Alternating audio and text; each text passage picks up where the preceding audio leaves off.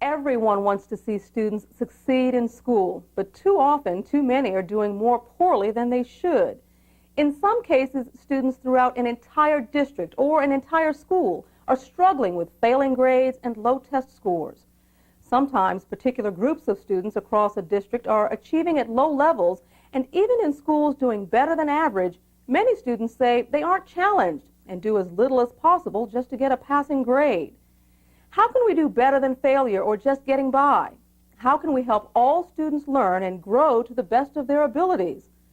Our aim today is to have a community dialogue about how, in a society as diverse as ours, we can best help all children succeed in school. In this way, we hope to learn from one another, come to understand the issues more fully, and begin to build more common ground on how schools, families, and the wider community can work together to help all students succeed.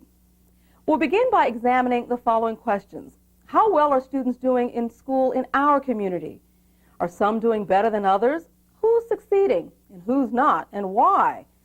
Then we'll talk about several different approaches to helping all students succeed. And finally, we'll generate some practical ideas about how we can do a better job of working together on behalf of all of our community's students.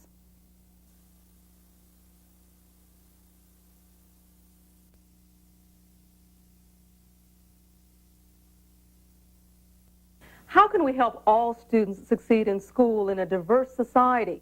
To help you get your discussion started, we're going to present three approaches and ask you which you think is most important and why.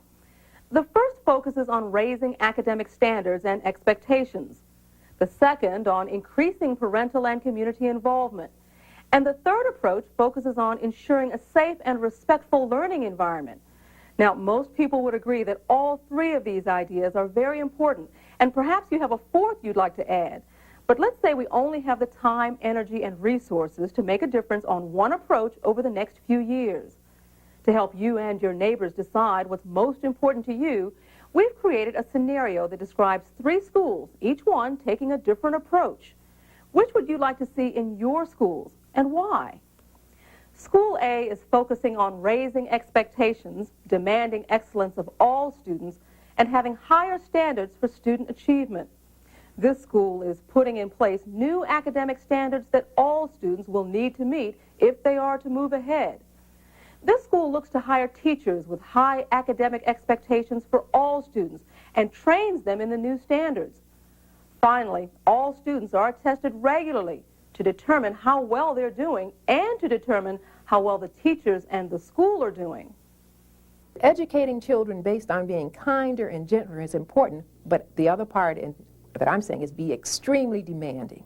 When you keep children busy, that's when they are at their best. And when you're demanding of them, not anything less than their very best, that's when they have the greatest respect for you. They might say, oh, I'm so tired, I don't want to do this homework, but that is so important to the success of all children, K through 12, in terms of the educational environment. That expectation level brings pride to students, and once students have pride in their achievement and they want to work from a position of pride, then they're going to try to make it better. If you're looking at a great number of students who have somehow managed to get to the 10th grade and they're not able to do simple mathematics, to me it sort of screams there's something happening in the system that is resulting in these students sort of floating through. We expect more of our students and we hope that they will achieve more. But there's a lot of work to be done to get students ready for standards. There's a lot of extra pushing, a lot of more work than just the typical 9-to-5 job. I would hope that our teachers are going to be in a position that they will overcome whatever stereotypes they have about low achieving students to try to get them to put in the extra mile. I make sure that, in most of my classes anyway, that I do rise to the expectations of my teachers because I do want to go somewhere in life. And there are some teachers that do, have low expectations of students, and it's surprising to them to see that the students, do eventually succeed because they underestimated them. Yeah, I can look at our school in East 131st and Union. Kinsman area is not known for one of the best areas in the city, but 2 years ago they had the best math scores in the city.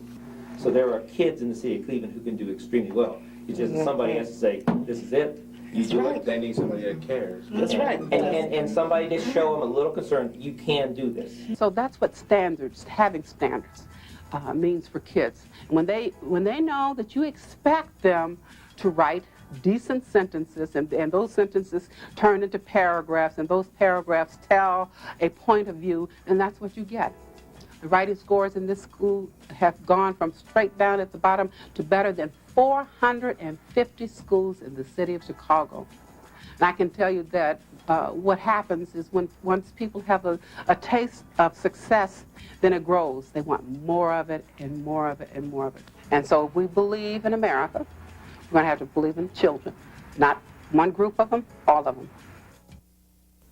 School B is focusing on increasing parental and community involvement and helping students with social problems that distract them from learning. This school concentrates on making sure all parents have the information they need about their child's education. It also works to make the school more welcoming and convenient for all kinds of parents and guardians, as well as other community members. Finally, this school provides counseling, social services, and mentoring for students in need. Certainly, parental involvement is pivotal to the whole issue of achievement. And it's not only parents, it's other adults. It's an entire society that says we care about children, we care about their achievement, and we want to help them. The child has to come in on a full stomach. If they don't eat breakfast, that can be the start of a bad day, right there. So, yes, we should be teaching. That's our job. That's why I went into this profession, is to teach. But you can't teach if you have kids that their heads are not with you. If you could care less whether your child goes to school in the mornings, then his attitude or her attitude is going to be, well, Mom doesn't care, why should I care? A lot of the kids in the basic skills level classes, you see that you do not see parents on back to school night. When you call, sometimes you don't get return phone calls, and there are kids like that get lost in the shuffle. If you have parents who are involved in whatever it is that the student is being taught, even if the parent doesn't come from the so-called well-educated background, the parent will be part of the support network, the parent will be part of the expectation process. At first, I really didn't think that my parents had too much to say about what I was doing in school because they were satisfied with it, until there came a point where they weren't satisfied with it, and I was very surprised at how I was like, wow, you care? Okay, I'm sorry. I'll bring up my grades. I'll do better. My mother is always pushing me to do more than I'm expected to do and go further than just satisfactory. You know, just reach for the sky. Sky's the limit. A couple of years ago, I started to come over to the school and volunteer in the school and do some stuff with my daughter in her class, and it built up her self-esteem, and it was great for her to see me here helping her and helping other students. And the children, once they get a rapport with you, they love it, and they love to see you, and they hug you, and it just makes you feel good. It can be an aunt, an uncle, a grandmother, a grandfather, a next-door neighbor. That's going to immediately make a difference for kids. It's something we can all do. You and I can go do that now. We can go help a young person. School C is focusing on ensuring a safe and respectful learning environment. It has a zero-tolerance policy that removes violent kids or those caught with weapons or drugs. This school is investing in programs to teach kids to resolve their conflicts peacefully, and it's promoting tolerance, understanding, and respect across racial and ethnic lines. You can't yell fire in a crowded theater. You can't pull the emergency cord on the train and think it's okay. There's certain behavior that once you go outside of your house and then go into another space, we're sort of expected to respect the place and the space and the other people around us. I don't know why we thought somehow we got into the position that we sort of suspended that idea when children got into school. Kids are saying they can't learn because there are people with guns in their school. That's absurd. It's kind of hard to be in school and when you're trying to do your work, having kids jumping around the classroom screaming and cussing at the teacher. I find, right, usually you have one, maybe two disruptive students. So if you remove that one individual, send them to the dean's office or to the vice principal's office, you remove that person, the whole climate of the class changes. So, it's too bad that that person's not receiving the education that he should be or she should be.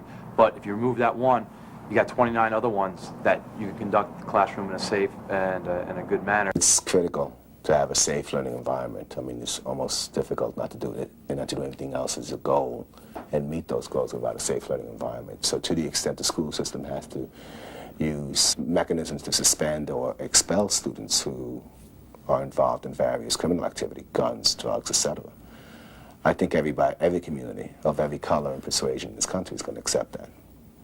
The question for me is, what do you do with those students once you've expelled them? How do you provide learning opportunities for those students in a different setting? In Virginia, a statewide program calls for protecting students by expelling violent kids and putting them into alternative schools. Others are teaching the students themselves to mediate conflicts, to keep schoolyard scuffles from flaring out of control. We have to expose kids to peer mediation, conflict resolution, and the proper way to respond to conflict very, very early. If you got parents raising kids and they're not teaching them to respect themselves and respect others, that's when you start running into these problems. When I went to college, I was exposed to cultural diversity classes. I feel that if they had some more cultural diversity in the high schools or even in the earlier years, they can develop an appreciation for other cultures. So they can understand where everyone is coming from. School is hard enough, you know, alone, rather than having to go to school and worry about this one looking at you because of your skin color.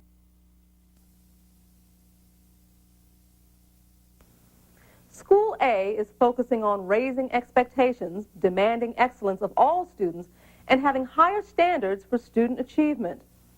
School B focuses on increasing parental and community involvement and helping students with social problems that distract them from learning.